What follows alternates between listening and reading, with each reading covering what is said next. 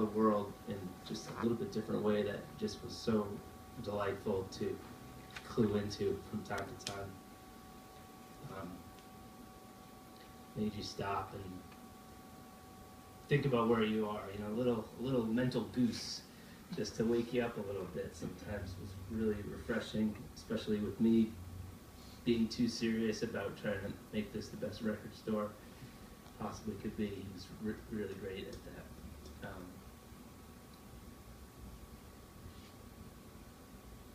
And he loved it too. He wanted to make it the greatest store.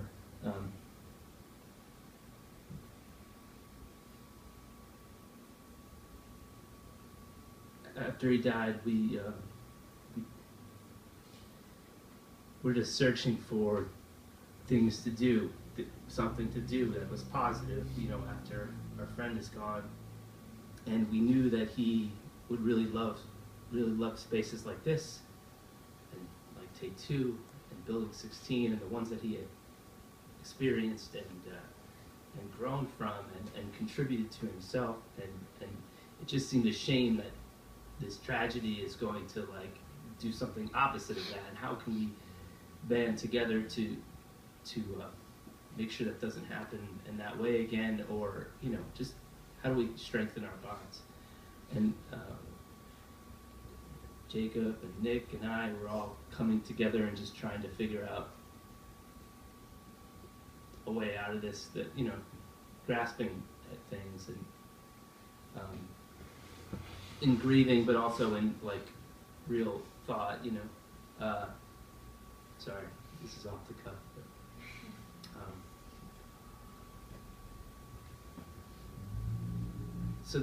But,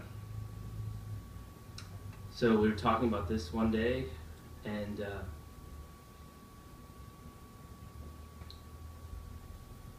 this is at the store. We were at the store. So my friend Reba and Jake and my friend Cynthia, and we just were talking about these spaces and what we had to do, and the DIY punk community, and in walks Ian Simonius, who, if anyone knows who this guy is, he's like the poster boy for DIY punk movement for the last 20, 30 years. Walks in the door, and he plays in this band Chain and the Gang, and they were on tour, and so he'll come into the store from time to time, and we know him, but it just seemed really like, okay, good, Ian, you're here for the meeting, good. And I told him that about Nick, and who Nick was, and how a lot of all we know, and he was touched, and he was really, you know, he was out on tour during this time, so it was a weird thing for him to be touching all these different spaces and places and hearing all the people who had been affected. And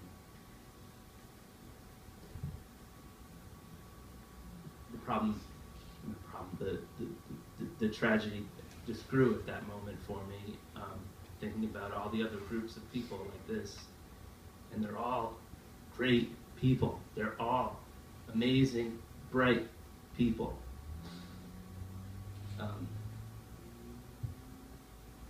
So he's there talking, and a guy from the postman came and gave me a package. And, oh, it's from the publishing company. And so I had the opposite experience when I got a letter from Nick. And I'm going to read it to you guys as best I can, because this is for all of us here. And I'll say something after.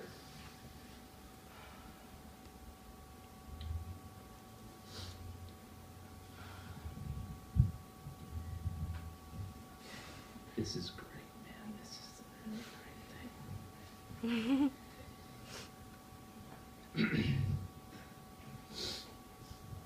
Okay.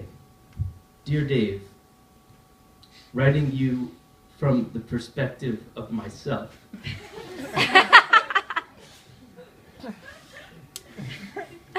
I wanted wanted to send you these two books. He sent me two books that his company was working on. The one about the Grateful Dead and another one like this kind of thing. These books, because these two books, because I think you will literally enjoy them in all of their two-dimensional psychedelic glory. Yeah. Here in the Bay, what I do. Okay. Here in the Bay, what I do is go bowling every Tuesday, watch a movie on Mondays, hang out with my Porta Studio, saddle tramp style, maybe make a chili, disco night at the Ruby Room on Thursdays, drive around with Tony the Sony. Tony the Sony is a boombox, a GX55 Sony boombox, which I used to sell when I worked in audio, and it's a good boombox. Thing is loud, and it's got like 3 modes of bass. It's got a giant bass speaker, so I told him that was the one he had to get, and that was his partner on the trip out there. So, okay, drive around with Tony the Sony. He named him Tony. Sometimes go to the horse track, a little bike ride, make a new friend, etc. Etc. That's etc. from him. All right. Okay. Yesterday I came up on a weird jungle collection at the Goodwill. Mostly stupid early 2000s hardcore, but there were a couple cool Raga 12 inches.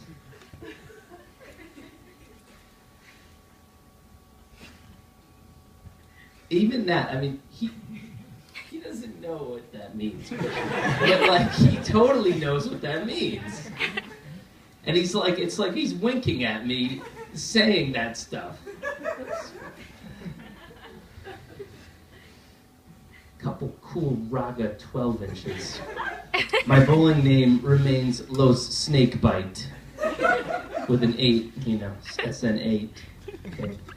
And the other day I bowled a 228.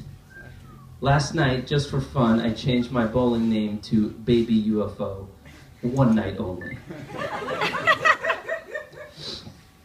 My job totally sucks compared to working at AU. Sometimes it's okay, but I mostly am getting ready to quit, so we'll see what's what. The best part about my job is that I sit right next to the photocopier, and I get to make warpy copies of my hand when no one is looking. Once I spun a bottle of Squirt, copyright, on the scanner bed, and then I photocopied that. It was weird. The second best part of my job is that I get to take home a lot of books or send them to my friends. The worst part is that my bosses are each idiots in their own special way. Well, ... I have some questions for you.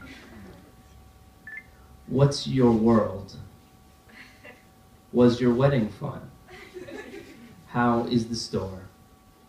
Who is working there? Cool collections coming in lately? I miss you. Do you have a dream? What are some records you think are really cool right now? Do you have any good stories you want to tell me about? Sup with Hector 3. That's my band. Though I have many, many more questions for you, period, comma, parentheses, and also in life, ... parentheses. This will be all for now. Love, Goha. That was what we call it. I wish that would go on forever. So when I got the letter, I was really blown away. I had been kind of dreaming about, or just trying to make sense, and was coming up with all these ideas, like weird ideas, irrational ideas. And getting that letter was the pinnacle, having Ian Simonius in the place, and like, it was just, it was 2 weird days. I'm sure you guys had similar days. But I immediately went to I wanted to do something different. I just was gonna, I was gonna change everything and really, I don't know what. I had a lot of weird ideas. The next day, Jacob and I were talking, and he said something that really helped me and makes a lot of sense. Is it was a strange communication to get from your friend who's gone, and it was a beautiful magic thing. But the magic thing about that letter was that it was just a great letter. The guy was really good at writing letters and being a friend and communicating, and that was the magic thing that we all knew him.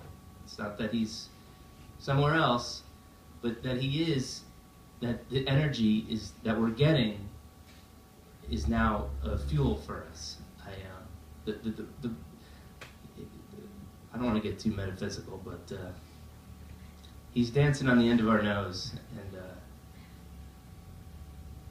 we need to feel that and do what he think we would want to do. What we think he would want to do. So we're all magic,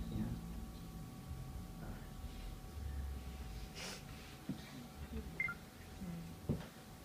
With that, we're going to hear from one of Nick's favorite bands, and then we'll have some time for more words if anyone has them, so you can compose them in your head. It is a deep pleasure and great honor